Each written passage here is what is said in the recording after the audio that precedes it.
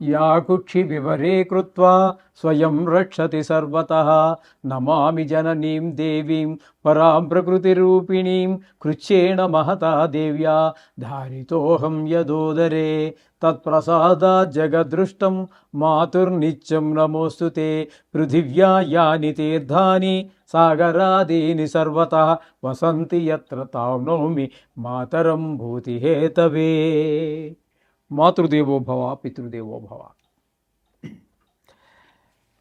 ఇప్పుడు మనము ఏప్రిల్ నెల 2026 సంవత్సరంలో ద్వాదశ రాశుల వారికి గోచార ఫలితాలు ఏ విధంగా ఉన్నాయో సశాస్త్రీయమైన పద్ధతిలో తెలుసుకునే ప్రయత్నం చేద్దాము.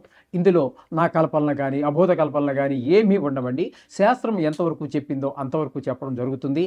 ఇంకో ముఖ్యమైన విషయం ఏమిటంటే ఇది గోచార ఫలితాలు మాత్రమే.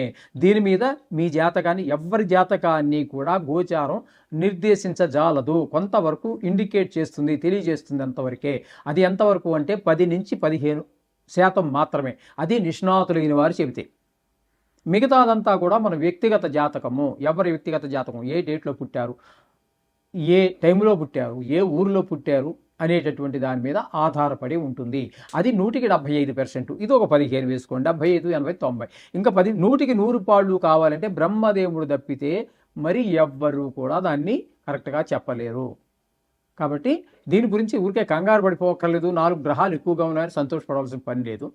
అందుచేత ఇంకోటి ఏంటంటే నేను ఇందులో మిమ్మల్ని భయపెట్టేసి ఏదో చేసేయాలి, జపాలు పెట్టేయాలి అని అటువంటి ఏవో ఆలోచనలు కానీ దుష్టాలోచనలు కానీ లేదు.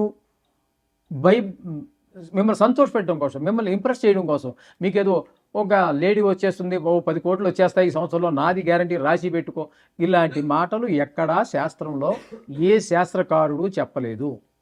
నేను చెప్పను. మీరు అది చెప్పేవారు చెప్తారు. వారికి ఎక్కడో ఏదో ఆధారం ఉండొచ్చు అని అనుకుంటాను. అయితే మా దగ్గర అయితే అది లేదు. నాకు తెలిసినంత వరకు లేదు ఎక్కడా కూడా. ఒకవేళ ఉందేమో తెలియదు పూర్తిగా. 100% పాళ్ళు పూర్తిగా 199% నాకు తెలిసినంత వరకు ఎక్కడా ఏ విధమైనటువంటి ఈ గ్యారంటీలు రాసి పెట్టుకోవడాలు ఇవేమీ లేవు. కన్యారాశి వారికి ఈ ఏప్రిల్ నెల 2026 సంవత్సరం గోచార ఫలితాలు ఏ విధంగా ఉంటాయో సశాస్త్రీయమైన పద్ధతిలో మనం తెలుసుకునేటువంటి ప్రయత్నం చేద్దాం.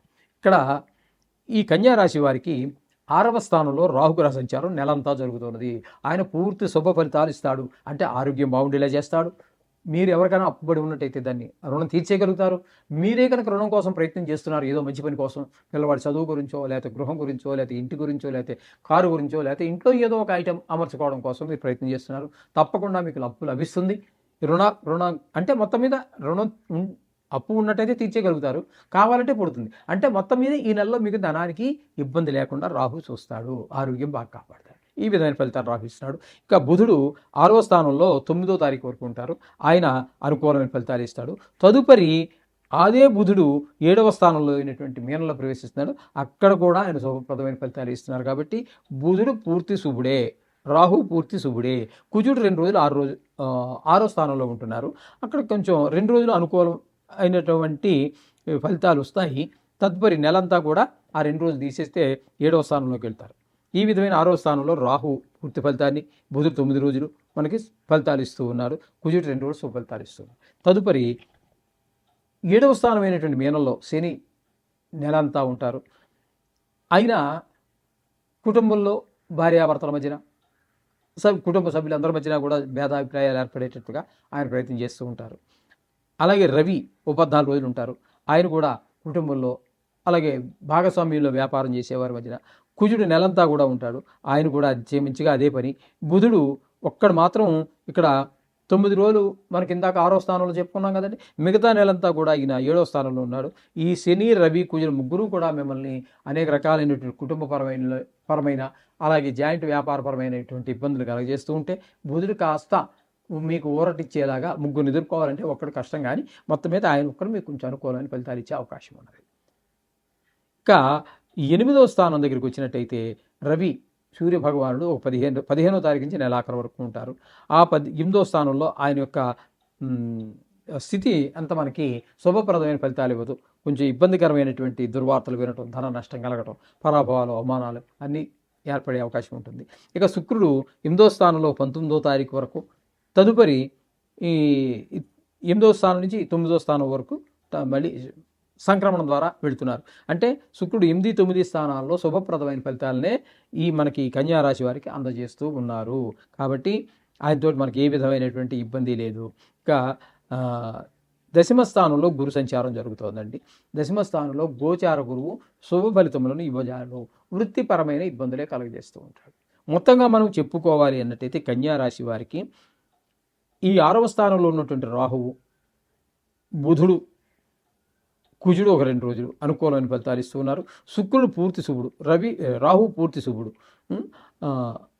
బుధుడు కూడా మనకి పూర్తి శుభుడే. కాబట్టి బుధుడు, శుక్రుడు, రాహువు 4 గ్రహాల యొక్క అనుకూలత ఉన్నది. కేతువు కూడా ఏ స్థానంలో ఉన్నారు. ఆయన ఉండటం కూడా అది శుభప్రదమైనటువంటి ఫలితాలు ఇవ్వదు.